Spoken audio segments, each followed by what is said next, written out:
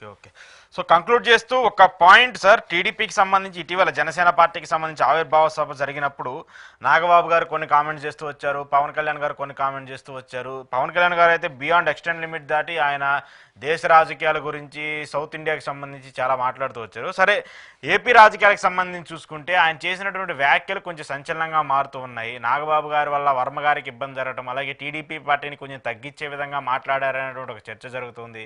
మరోవైపు పవన్ కళ్యాణ్ గారు ఆయన చేసినటువంటి వ్యాఖ్యలు, ఆయన నేనే టీడీపీ పార్టీని కాపాడానటువంటి విమర్శలు వస్తున్నాయి. అయితే ఇప్పుడు టీడీపీ నుంచి కూడా దానికి రియాక్షన్స్ వస్తున్నాయి. నిన్న సీనియర్ నేతగా ఉన్నటువంటి బుచ్చే చౌదరి గారు ఆయన కొన్ని కామెంట్స్ చేస్తూ వచ్చారు. ఆయన చేసినటువంటి కామెంట్ కూడా చాలా అనూహ్యంగా ఉంది. ఒక కేజీ వడ్లు తూగాలంటే ఒక 4 వడ్లు వేస్తే అది తూగితే సరిపోదు, ఇంకా చాలా ఉంటుంది కానీ చెప్పేసి ఆయన స్టైల్లో ఆయన ఇస్తూ వచ్చారు. సో ఏంటి విమర్శలు వస్తూ ఉన్నాయి. ఇలాంటి ఒక్కొక్క విమర్శ యాడవుతూ వెళ్తున్నప్పుడు కూటమికి ఇబ్బందులు జరిగే పరిస్థితులు ఉంటాయి కదా. కూటమిల మధ్య గ్యాప్ క్రియేట్ అయ్యే పరిస్థితి ఉంటుంది. ఇద్దరి మధ్య, అగ్రనేతల మధ్య గ్యాప్ ఉండకపోవచ్చు కానీ ఎమ్మెల్యేల మధ్య, క్యాడర్ మధ్య గ్యాప్ కనిపిస్తూ ఉంటుంది కదా. అంటే మీరు బుచ్చే చౌదరి గారు ఉదాహరణ చెప్పింది ఇప్పుడుది కాదు, కాబట్టి ఇప్పుడు అది రై అని తిరుగుతాను సోషల్ మీడియాలో. అవునా? బుచ్చే చౌదరి గారు ఈ మాట అనేది ఎప్పుడో, అంటే పవన్ కళ్యాణ్ గారితో పొత్తు పెట్టుకోకముందు అన్నాడు. కానీ ఇప్పుడు కాంటెంపరీ అయిపోయింది కాబట్టి ఆ బుచ్చే గారు ఆ రోజు అన్నమాట ఇప్పుడు రోజు సోషల్ మీడియా అంతా చక్కర్లు కొడుతుంది. అది ఈ రోజే అన్నాడు అన్నట్టుగా కొడుతుంది. ఆయన ఉద్దేశం యాప్ట్ కరెక్ట్ గా సెట్ అయింది కాబట్టి. ఇప్పుడు 100 కిలోలు వైపు 100 కిలోలు వడ్లు ఉంటాయి, ఇంకోవైపు 100 కిలోలకు విలువైనటువంటి మెటీరియల్, అంటే ఏమంటారు దాన్ని, టేకానా బరువు ఉండేది ఉంటాయి కదా, అవి పెడతారు 100 కిలోలు సమానంగా.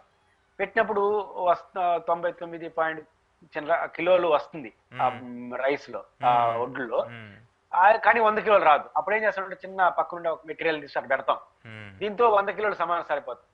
ఇప్పుడు 100 కిలోలు వడ్లు విలువ లేకపోతే ఆ చిన్న ముక్క విలువ రెండు ఉంటాయి కదా.